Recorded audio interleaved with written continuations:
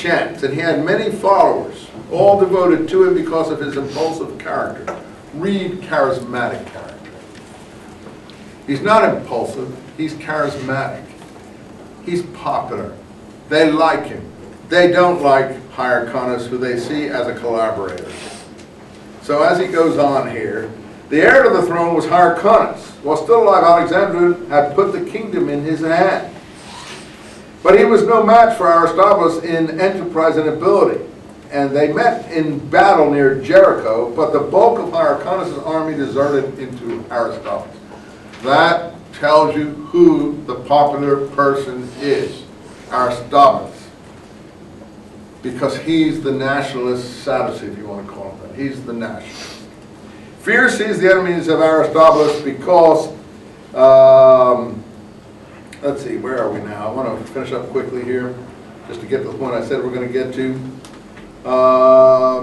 Fear seized the enemies of Aristobulus when he so unexpectedly triumphed. Most of all, and here he is, Antipater. There we are. Should find it. Antipater. Who is Antipater? The father of Herod. And who is he? Who Aristobulus long detested. Aristobulus hated this guy. Who liked him? Hyrcanus. He was by race an Idumean, there it is, and ancestry and wealth and other sources of strength made him the natural leader of his nation, that is, of the Idumean nation, not the Jewish nation. He advised Hyrcanus to seek the protection of Aretas, king of Arabia. That is the other branch of his family, Idumean Arabian.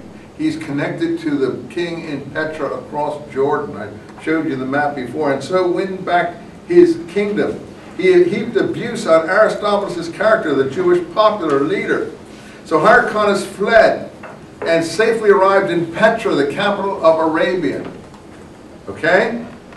So now, coming in from Syria is Scaurus, who was sent down from Armenia by Pompey the Great, Pompey Magnus. And learning how things were in Judea, lost no time in seizing the heaven-sent opportunity. This is that the Jews invited the Romans into the country. You see, that's what he said in his introduction. That's total nonsense. It was a heaven-sent opportunity to take power. And who brought him in? Herod's father was the intermediary. Antipater was the intermediary. This is how Herod is going to gain control in Palestine, by destroying the Maccabean family. The first one he destroys is this Aristobulus.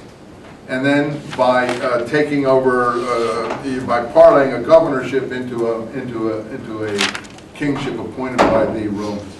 The Herodians are never the Jewish kings. They're an interloper family that the Romans imposed upon the Jews. No one who reads the New Testament knows this. Oh, Herod was the Jewish king that wanted to kill Jesus. It's just nonsense, unfortunately. Written by people who don't know the history or don't want to know the history. They are too worked up about things like that, but it's caused so much grief and so much hatred and so much anti-Semitism, actually, that I do my little best to try to right the picture because it's wrong. Even Jews believe it. They don't know. Jews don't read this. They have no idea about any of these things. They haven't read this for 2,000 years. They haven't got a clue what it's all about. They don't have a clue. I speak to my Jewish friends. They have no clue whatever. They talk about Herod as a Jewish king, great king who built great things, so that's great for them. And even in Israel, it's like this. It's really depressing. That's all I can tell you. That's why I try to read this. But look at what the key moment is. Scaurus is mentioned in the same document that I mentioned, so they know about these people. He's called a butcher at one point in that document. He's just a quick mention of him, and so on. Those are historical documents we have. I'll finish up here, and then we'll talk about the midterm exam. So Aretas wants Hyrcanus to go and debase himself before Pompey and Scaurus. On Aristobulus' side, he refuses. He goes to Scaurus and Pompey, but presented himself decked out in all his royal splendor, but he turned sick of servility and could not bear to abase himself in order to secure the ends at the cost of his dignity. So at this place, Diospolis, he turned back. So Aristobulus will not debase himself to Pompey. He returns. His followers hold out in Jerusalem, The Pharisees and Hyrcanus associate themselves with Pompey. They come in with the Roman army, and the supporters of Aristobulus call for war to rescue the king, who had been illegally later arrested by the Romans on a ploy when he came out to negotiate with them. And the others, the Pharisees, they agreed, they intend to fight to the death, while the others invite the Romans into the city. They're the Pharisees. Pompey himself was busy filling in the trench and so on and so forth.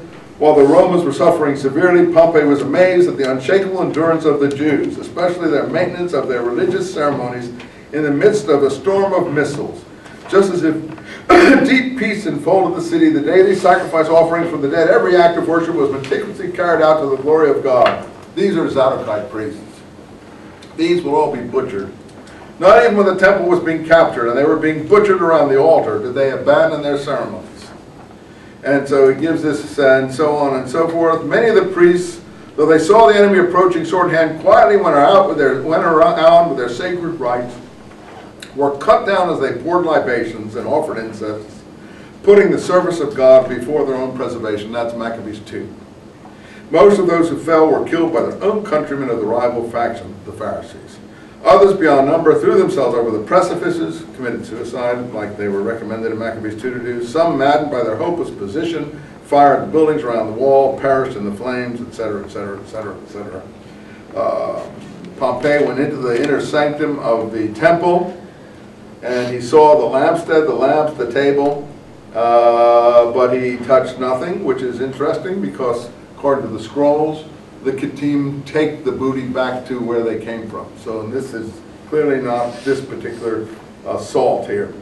He appointed Hyrcanus high priest again, because he had shown himself most helpful during the siege, yes, especially by holding off the crowds of country folk anxious to fight for Aristobulus. The chief authors of the war were beheaded. Again, beheading is the Roman punishment for insurrection. All right, I can't read you anymore. We have to stop there. But that is basically the situation that we're going to have. The Romans take over. Hyrcanus survives for a while. Then Herod, in the next generation, gets the governorship of Galilee, maneuvers himself into marrying Hyrcanus' niece, this Miriam I told you about, and then ultimately executes her, ultimately even executes Hyrcanus, executes her mother, executes her children by him, executes her brother, executes the whole Maccabean family. This is the lineage that Josephus isn't too upset about this.